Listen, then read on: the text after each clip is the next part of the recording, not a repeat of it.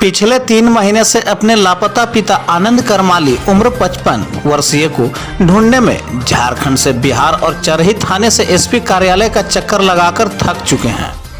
एक लाचार बेटे शशि करमाली का दर्द छलक उठा और वो ये कहने पर मजबूर हो गए कि कोई मदद करने वाला नहीं है। हर तरफ से नाउम्मीदी मिलने के बाद अब वो और उसके घर वाले हर दिन घर के द्वार को टकटकी लगाकर देखते रहते हैं। उसे अब अपनी जिम्मेदारी का भी एहसास हो गया है। मां के खोने के बाद शशि अपने पिता और एक भाई और एक बहन के साथ रहता है। अब शशि के सामने मुश्किलों का पहाड़ नजर आ रहा है। वहीं मुख्य रूप पिता आनंद करमाली ही घर को चलाते थे। शशि और उसके भाई पढ़ाई लिखाई करते थे। उसका पढ़ लिख कर कुछ बड़ा करने का सपना है, परंतु अब उसके सामने आर्थिक संकट खड़ा हो गया है। अब उस पर बहन की शादी की भी जिम्मेवारी आ गई। आनंद करमाली उम्र 55 वर्षीय चरही का रहने वाला है। दिनांक 3 मार्च 2021 को ट्रक मालिक गोपाल करमाली के कहने पर ट्रक JH2B 6913 में चालक खूबलाल महतो के साथ सहायक चालक के रूप में बिहार के सीवान जिला गए थे। 14 मार्च 2021 की सुबह गाड़ी मालिक गोपाल करमाली उसके घर जाकर बताया कि वापसी के क्रम में बिहार के रजौली में रात में खाना खाने के लिए ट्रक रोका गया, उसी समय से लापता है। पीड़ित शशि करमाली का कहना है कि वो गरीब और मध्यम वर्ग के लोग हैं और चूंकि ट्रक मालिक आर्थिक रूप से मजबूत है और प्रभावशाली भी, इसलिए 3 महीने बाद भी उस पर कोई कार्रवाई नहीं किया गया। उसने बताया कि जैसे जैसे दिन गुजर रहा है ट्रक मालिक के अंदाज और बोल बदल गए हैं।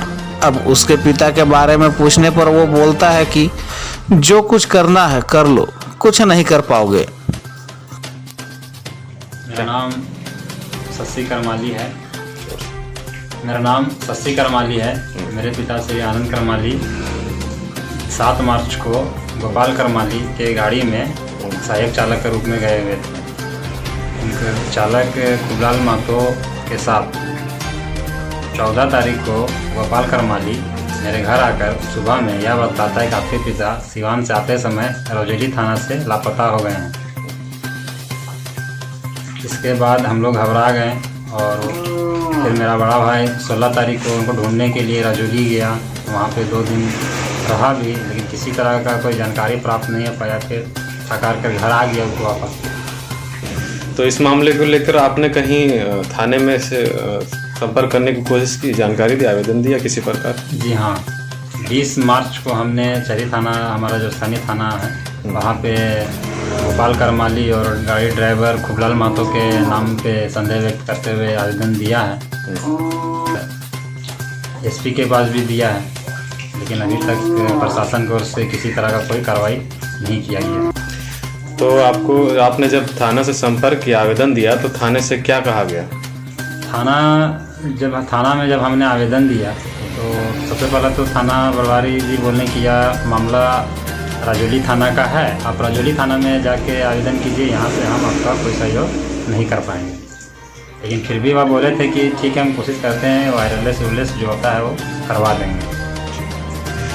तो इसके बाद आपने क्या किया? आपने कहाँ संपर्क किया? इसके बाद हमने 1 महीना के अंतराल के बाद 3 मई को स्पीड पोस्ट के माध्यम से एसपी जी को आवेदन किया और फिर हम देखें कि लंबा समय जा रहा है, अभी तक किसी तरह का उधर से भी कोई रिप्लाई नहीं आया है। तो फिर हम एसपी के सर से मिलने के लिए हजारीबाग गए, लेकिन उस दिन एसपी साहब ऑफिस में नहीं थे।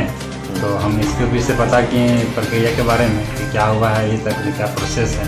तो वहाँ से पता चला कि 15 तारीख को एसपी ऑफिस से फॉरवर्ड कर दिया गया है चरही थाना के लिए। अब चरही थाना आपको सूचित करेगा, लेकिन फिर भी आज 15-16 तारीख होने चला, लेकिन अभी तक किसी तरह का हमको प्रशासन की ओर से जानकारी नहीं मिला है। इसके अलावा आपने और कहीं इसकी शिकायत या सूचना दिया कहीं क्या? जी हाँ, इसके अलावा हमने झारखंड सरकार के परिवहन मंत्री श्री चंपई सोरेन जी को ट्विटर के माध्यम से भी इस मामला का अवगत करवाया। तो इसके संदर्भ में वह तुरंत रिप्लाई करते हुए यहाँ के स्थानीय प्रशासन को आदेश संज्ञान लेकर आदेश दिया है कि इस पर जल्द से जल्द कार्रवाई करें और हम लोग को।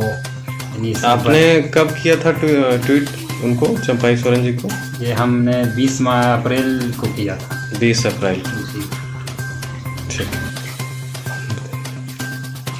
इतना समय जैसे जैसे बीत रहा है, इस बार में फिर हम लोग गाड़ी मालिक गोपाल करमाली से संपर्क किया और थोड़ा सा उनसे जानकारी लेने का सोचे, तो अब उनका जैसे जैसे समय बीत रहा है उनका रवैया भी चेंज हो रहा है, भाषा भी चेंज हो रहा है। अब वो बोल रहे हैं कि जाओ तुमको जो करना है कर लो, देख लेंगे तुमको। और गाड़ी ड्राइवर जो खूबलाल मातो है वो भी लापता है, कहाँ है नहीं है तो कोई अथी नहीं है। अब हम किस पे क्या करें नहीं करें, प्रशासन वर्तमान में जिस तरह का अभी परिस्थिति है, क्योंकि हम लोग गरीब तबके के लोग हैं, तो जिस तरह वे हैं माने कि आर्थिक रूप से सक्षम है और थोड़ा सा प्रभावशाली व्यक्ति है, जिसका परिणाम देखने को मिल रहा है कि प्रशासन अभी तक किसी तरह का कोई कार्रवाई करते हुए नहीं दिख रहा है। तो इस पर थोड़ा सा पिताजी के नहीं रहने के कारण अभी हम लोग को आर्थिक रूप से काफ़ी दिक्कतों का सामना करना पड़ रहा है, क्योंकि माँ भी हम लोग का नहीं है, पिताजी एक थे,